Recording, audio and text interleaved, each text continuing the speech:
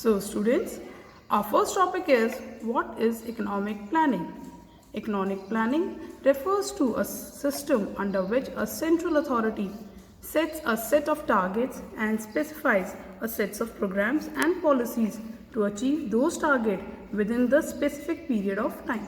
Student, here economic planning means that the central authority means the government sets a targets. Government is setting up the targets first and programs and policies to achieve the target for a 5-year period. In India, it was Economic Planning Commission was set up in 1950. The second point is Economic Planning Commission has now been abolished. After the British rule, the planning which is done by the government is known as the Planning Commission, which was set up in 1955. Now it has been abolished, and in February 2015, it has been replaced by Niti Aayog. What is the role of Niti Aayog? Niti Aayog is to make such policies that accelerate the pace of GDP growth, which the job of the Niti Aayog is to make such policies that the GDP growth of the country increases. Students, now our second topic is need for planning in India. What was the need of setting up the Planning Commission in India? Why? Because India inherited with the British a backward and stagnant economy. We have discussed in chapter number 1. It is a backward as the level of output and productivity were low, and it was stagnant as the GDP growth was extremely low, because India was facing these problems. I have underlined these words, and these are the key words that question can be asked over here is why there is a need of setting up the Planning Commission in India. Because after the British rule, our economy became stagnant, productivity was low and backward, which was extremely low, GDP growth was low. That's why we set up the economic planning. That is the first point. Second point is Indian economy need a big push of investment. After the British rule, after the British left us, our Indian economy needs a big investment supported by the government.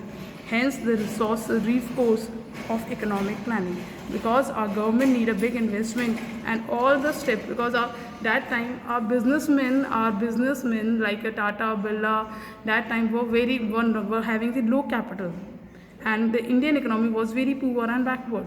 So they were not able to take the big risk because the demand of the people was also low.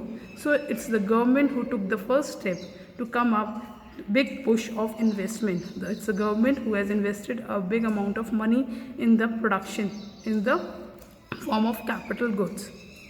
Clear? So that is the need for planning in India.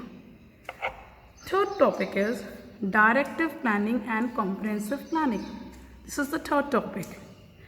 Directive planning refers to a system in which planning is introduced just to direct the force of supply and demand. Force of supply and demand. This is not the new word for you students. We have discussed in class 11th also. Force and supply demand means the privatization.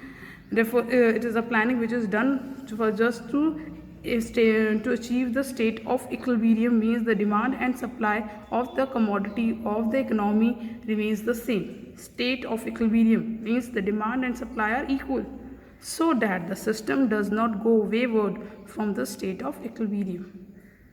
Clear? That means the planning is done in such a way that the supply and demand does not go wayward.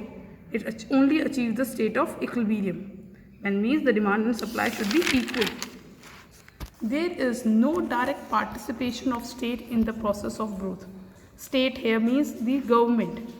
The government in this, when the directive planning is done by the country, there is no role of the state, means the government, for the growth process. It is more like directing the private sector. This is the important private sector. It is more like private sector. So whatever directive planning is pursued in capitalist economies. A capitalist economy means which is owned and governed by the private sector, and it depends upon the market. Market means the supply and the demand. So these are all the features of directive planning. These are the features of directive planning. That means It directs the forces in supply and demand to achieve the state of equilibrium. Second point is no direct participation of the state, directing a private sector. It's pursued the capitalist economy. These are all the features of the directive planning. Now come on to the next topic, comprehensive planning. Refers to a system in which government herself participate in the process of growth and development. That means government taking the every step, government taking all the decision which is needed for the growth and development. Comprehensive planning is pursued in socialist economy as well as in mixed economy. You know that there are three types of economy: capitalist economy, socialist economy, and mixed economy. India, we are having the mixed economy, where there is a role of privatization also and government also. So in comprehensive planning, all the decisions are taken by the government, and it forms a capitalist economy and mixed economy. Next point is, in case of mixed economy like India, both private and public sector coexist as an agent of growth. Means both the privatization and both the public sector both come up and help in the agent of growth. Means help in the development.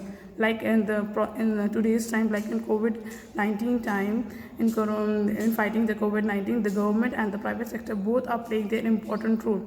Okay, class, so this complete yours for three topics: what is economic planning, needs of economic for planning in India, directive planning, and comprehensive planning. Hope you will understand these topics and write down the notes. Thank you.